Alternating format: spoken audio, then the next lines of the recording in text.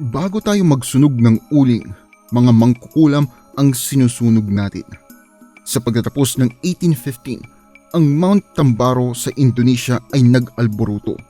Bilang ang pinakamalaking volcanic eruption na itala sa kasaysayan, ang immediate impact nito ay talagang mapaminsala. Umabot ng 88,000 ang mga namatay sa Lombok, Sumbawa, East Java at Bali, kasama ang libo-libo pang namatay sa pyroclastic flow mismo. Ang effect ng eruption sa global weather patterns ay kakaiba rin. Ang polusyon mula sa eruption ay nagdala ng matinding pag-ulan at mababang temperatura sa buong mundo sa sumunod na taon. Ang mapupula na abo na parang snow ay bumabagsak sa Mediterranean at nagkakaroon ng frost sa Europe noong August 1816. Itong harsh weather ay nagsanhi ng pagpalya at pagkamatay ng mga pananim mula China hanggang Canada. Kaguluhan sa mga bayan pati na rin sa mga bansa at death rate dahil sa famine at illness na dumoble. Pero ang pinaka-fascinating impact ng bulkan ay ang ripple effect nito sa pop culture. Ang high levels ng tephra, yung mixture ng ash at volcanic rocks, sa atmosphere ay nakagawa ng yellow tinge na makikita tuwing magkagabi buong taon. Pero ano nga bang epekto nito sa mga mangkukulam?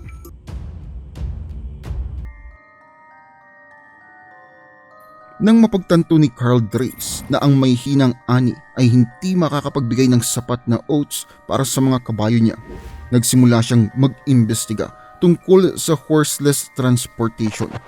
Ito ang naging dahilan para maimbento ang velocipede, ang lolo ng bisikleta. Dahil sa masamang panahon, napilitan si Mary Shelley at ang kanyang mga kaibigan na magsama-sama sa loob ng kanilang holiday sa Geneva. Ang Mount Tamboro ay sumabog sa kabilang parte ng mundo.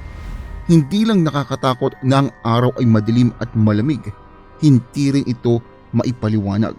Para ma-entertain ang sarili nila sa nangyayari, sina Mary at Percy Shelley kasama sina Byron at Polidori ay nag-contest sa pagsusulat ng pinaka-nakakatakot na kwento.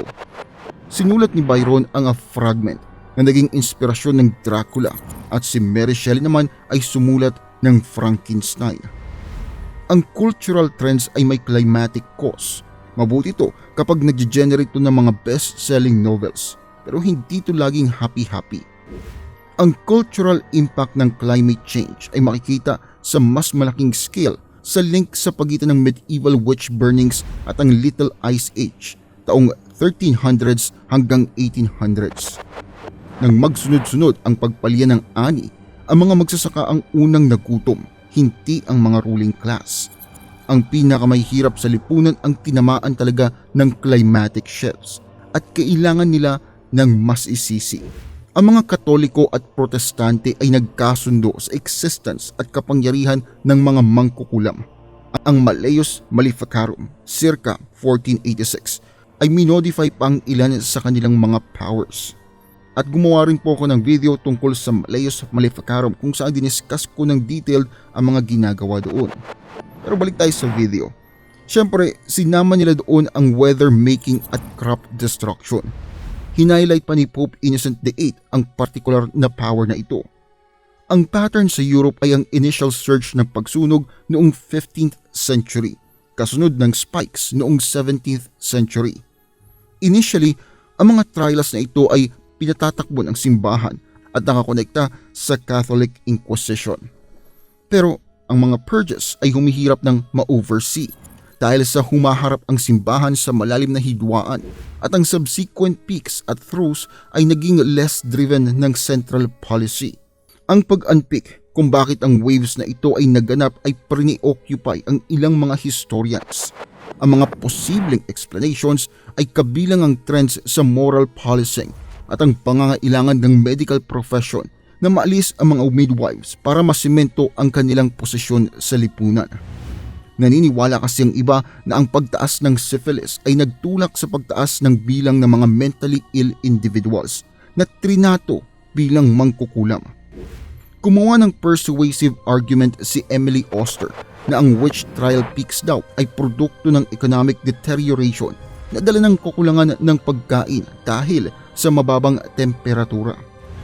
Sa kasagsagan nga ng Little Ice Age, napakahina talaga ng panahon noon. Noong 20th century, ang lagoon ng Venice ay nagyelo ng 2 beses. Pero sa pagitan ng 13 at 1800s, 30 beses. Sa loob ng 7 linggo noong 1432 at isa pa noong 1491, posibleng mag-travel mula Venice patungong mainland sa pamamagitan ng karwahe. Ang mga tournaments at frost fairs ay sinasagawa sa Frozen Thames sa London. Itong pagbaba ng temperatura ay nagko-correlate sa increase ng witch trials na may partikular na cold spell tungo sa pagtatapos ng Little Ice Age na lumalabas naman na nag-catalyze sa kanilang resurgence. Ang famine, price rise at panic naging norm sa rural communities sa Europe at ang mga mangkukulam ang perpektong scapegoat. Inaral ng mga historians ang mga mangkukulam para sa isang malinaw na rason, ang kanilang posisyon bilang mga outsiders. Ang kanilang treatment ay maaring ma-interpret bilang barometer para sa posisyon ng mga socially excluded. Sila ang mga babae, mga single na babae, matatandang babae, babaeng may scarce social o economic capital at little to no agency. Dahil sa weather patterns na nagsanhi ng pagpalya ng mga pananim na walang makapagpaliwanag, pinarusahan sila para sa mga pagbabago at ginawang scapegoat sa hindi maipaliwanag. Hindi na bago ang ideya na ang mga pinakamahihirap sa lipunan ay ang mga pinakamaliliit na kontribusyon sa climate change. Pero sila ang pinakaapektado at pinakahindi maka-adapt doon. Pero itong irony ay generally dinidiscuss lang sa economic terms.